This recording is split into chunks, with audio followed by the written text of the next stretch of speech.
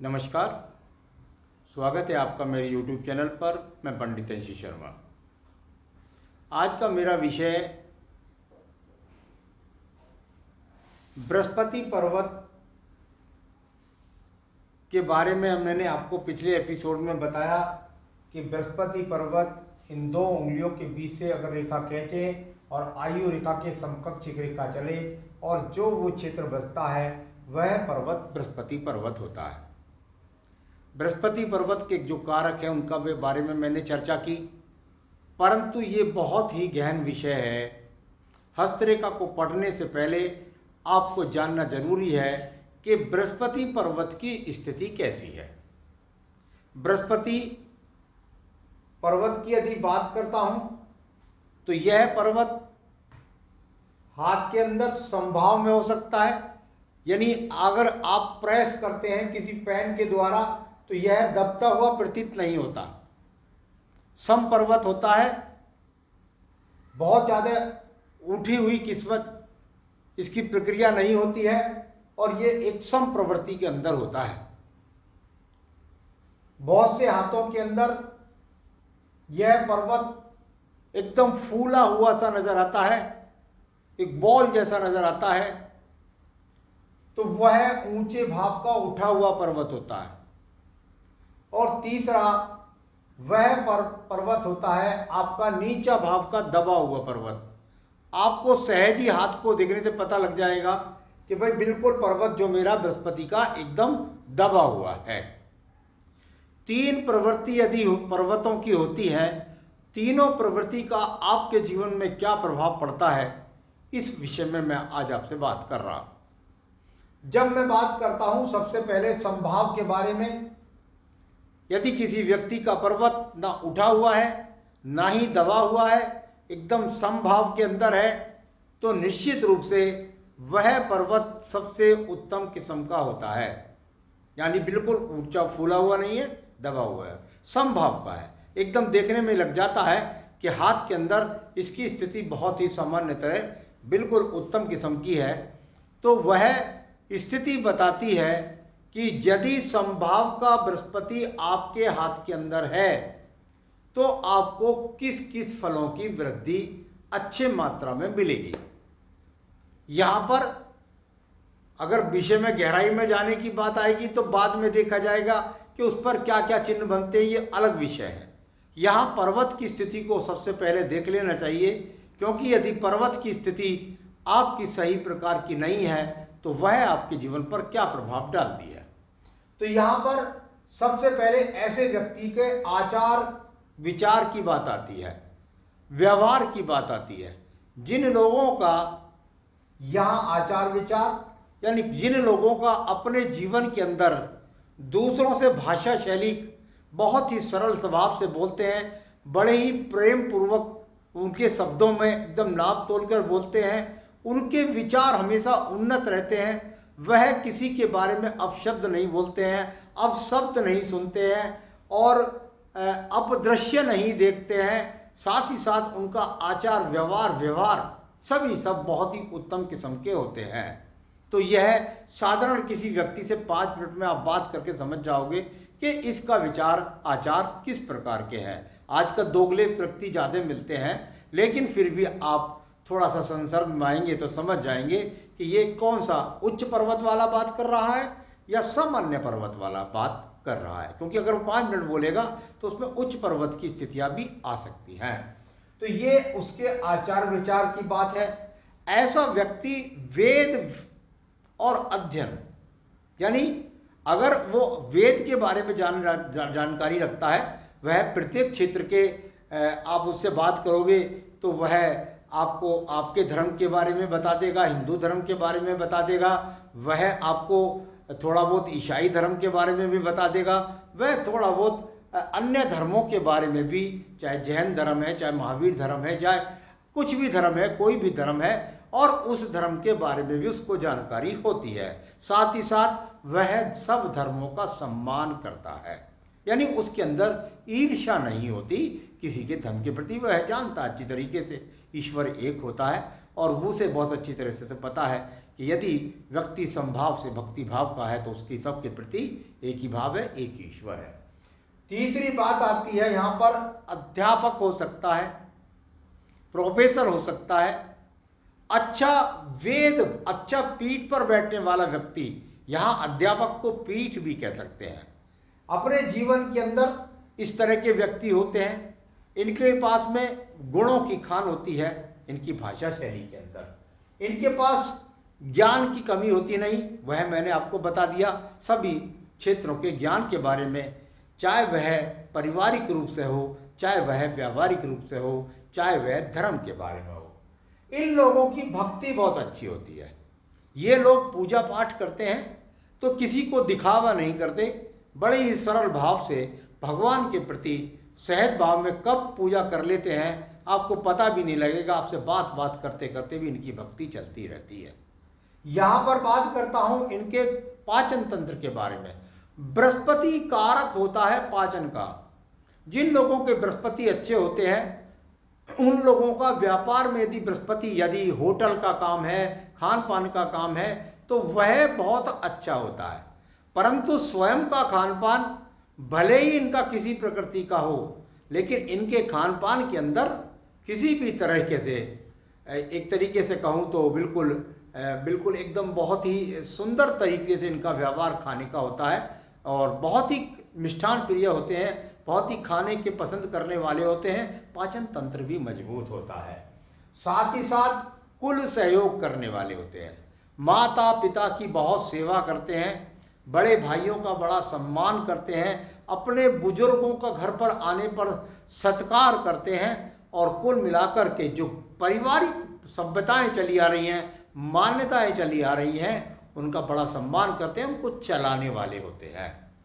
तो यहाँ पर संभाव की बात आई तो संभाव इन बृहस्पति पर्वत वालों का, यहाँ बृहस्पति पर्वत सब्जेक्ट चल रहा है तो बृहस्पति पर्वत वालों का होता है।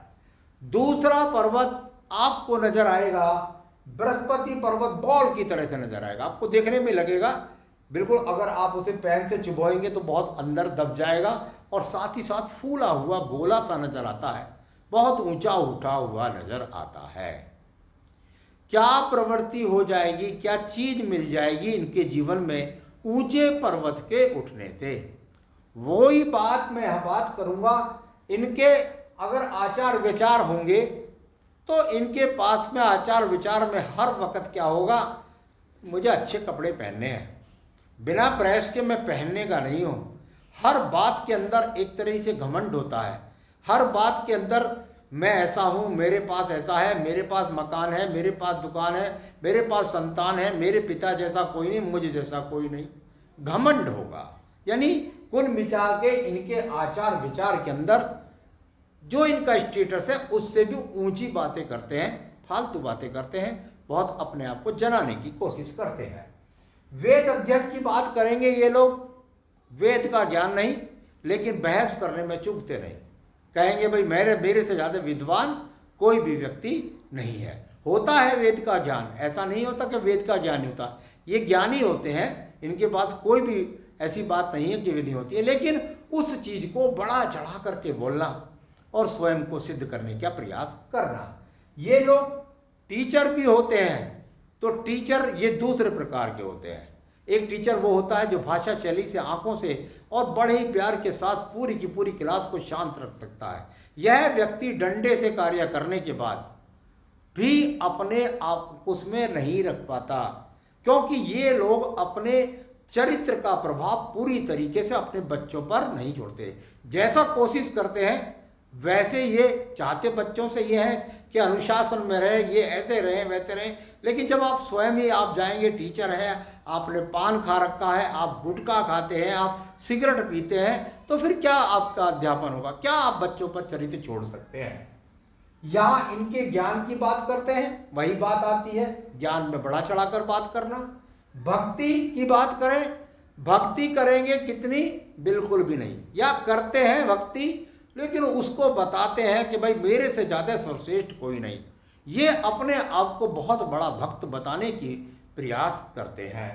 इनका खान पान की बात करता हूँ, इनका पाचन तंत्र, खाते बहुत हैं, खाने का बहुत शौकीन है, बहुत खान पान के शौकीन हैं और बिल्कुल बृहस्पति कारक खान पान ही करते हैं, किसी प्रकार के अनाचार खान पान नहीं करते। लेकिन इनको ये पता नहीं होता कि भाई इतना ज़्यादा खाओगे तो आपको शुगर हो जाएगा, आपको कोलेस्ट्रॉल हो जाएगा। खाने से मतलब है, दूसरे का खाना मिल गया तो अधिक टूट पड़ते हैं। तो इनका खान पान पर नियंत्रण, खान पान को पचा सकते हैं लेकिन अधिक खाने के साथ इनके साथ पाचन तंत्र में भी दिक्कत आती है या उनको रोग का सामना करना पड़ता है। कुल सहयोग करते हैं, कुल वालों से सहयोग मांगते हैं, परिवार वालों से सहयोग मांगते हैं, अपने पिता तक को भी कहते हैं देखो मैंने आपका कितना ऊंचा नाम कर दिया, मैंने आपको कितना बड़ा कर दिया, मैंने पूरे परिवार का कितना बड़ा सम्मान बना दिया। यानी अपनी चीज़ों को डींग मारना, और डींग मारने के बाद में अपना स्तर तो आदमी का होने के बाद भी लोग भाई ठीक है सही है, लेकिन कुल मिलाकर डींगे ज़्यादा मारता है, तो उसका जो है वह भी प्रभाव नहीं छोड़ पाता। तीसरा भाव आता है नीचे भाव दबा पर्वत, यानी आपका पर्वत बिल्कुल एकदम सूखा सा, एकदम ड्राइनेस, एकदम दबा हुआ था, बहुत शुष्क रहते हैं, बार बार इनकी त्वचा सूखी सूखी सी प्रतीत होती है। तो ये इनका नीचे भाव का पर्वत होता है। आचार विचार हमेशा गंदे, दूसरों का माल लूट लूं, दूसरे की चोरी कर लूं, पड़ोसी मुझसे ज़्यादा तरक्की ना कर जाए, और कुल मिलाकर के इनकी विचारों की हमेशा हमेशा गंदगी भरी रहती है। ये दूसरे की स्त्री, दूसरे की बहन बेटी, सभी के प्रति यहाँ इनके भाव अच्छे नहीं होते, तो इनके आचार विचार खराब होते हैं, जिनका पर्वत दबा हुआ होता है। वेद अध्ययन की बात करें, बिल्कुल सवाल ही पैदा नहीं, जो एक किताब पढ़ लें, ये तो बस जाएंगे अच्छे गंदी गंदी फिल्में देखेंगे, गंदे गंदे साहित्य पढ़ेंगे, लेकिन इनके बात अगर करो भाई ऋग्वेद पढ़ लो, सामवेद पढ़ लो, तो ये अर्थवेद पढ़ लो, या ये कोई और बात रामायण पढ़ लो, पूरा पूरा जीवन बीत जाएगा, लेकिन कोई अच्छा गीता ना कुछ कुछ अच्छा पाठ नहीं करते हैं। तो ये अपने आप में टीचर का तो सवाल ही नहीं पैदा होता कि ये अपने आप में, कभी कभी कुछ लोग ऐसे टीचर तक पद तक पहुंच जाते हैं, जाकर के पथ भ्रष्ट करते हैं, बच्चों के साथ बैठ के खान पान करना, बच्चों के साथ सिगरेट पीना, बच्चों से गुटखा मंगाना, और बिल्कुल आलस भरी उस सीट को जहां बैठते हैं वो बच्चों के पतन का कारण बनता है। तो यह व्यक्ति अगर हो भी जाए, पहले तो होते ही नहीं, और हो जाए तो ये कलयुग है भाई। तो इस प्रकार का ज्ञान इनका बहुत सीमित क्षेत्र है, ज्ञान का मतलब भी पैदा नहीं होता। भक्ति के प्रति इनका बिल्कुल कोई पूजा ना करते, ना पाठ करते, ना दान करते हैं, ना पुण्य करते हैं, किसी प्रकार की भी इनके ये लोग बिल्कुल, अगर मैं कहूँ तो एकदम भक्ति मार्ग से बिल्कुल अलग होते हैं। यानी कह सकते हैं कि बिल्कुल सतमार्ग से संबंधित इनका कोई भी नहीं, एक तरीके से ये बिल्कुल भक्ति नहीं करते हैं, यानी इनका विश्वास ही नहीं होता। ये कहते हैं भाई पूजा, अरे भगवान होता ही नहीं है। तो इनके आचार व्यवहार भक्ति इस प्रकार की होती है। खान पान इनको पसंद नहीं आता, इनको लहसुन का, इनको प्याज का, इनको अंडे का, इनको मांस का, इनको गलत गलत जो चीज़ें हैं, इनके कहने में भी शब्दों में कहें तो बिल्कुल पाप के दोषी हो जाते हैं। ये ऐसा अपने आप में खान पान करते हैं। कुल सहयोग की तो बात ही मत करो, परिवार सहयोग की बात ही मत करो। ये भाई की संपत्ति को लूट जाएंगे, ये भाई की पत्नी को पवित्रता से नहीं देखते, ये बहन बेटियों का शब्द जानते ही नहीं हैं, इनके व्यवहार के अंदर कुल के साथ कुल जैसे लक्षण ही नहीं होते हैं। ऐसे व्यक्ति अपनी 5-5 पीढ़ियों को बदनाम करके चले जाते हैं। जिनके परिवार में बहुत अच्छे श्रेष्ठ काम हुए हों, उन कामों का अगर इनके परिवार वजनों ने मंदिर बनाया हो तो उसको बेच के खा जाते हैं, कि संपत्ति बेच के खा जाते हैं, इनके मंदिर बंद हो जाते हैं। कुल मिलाकर के यह पर्व 3 प्रकार के, और इन पर्वतों का किस प्रकार से आपके जीवन पर प्रभाव पड़ता है, यह मैंने आज आपको बताया है। तो पर्वतों के बारे में ये जानकारी मैंने आपको दी, आगे भी मैं अन्य विषयों पर आपको अवगत कराता रहूँगा। नमस्कार।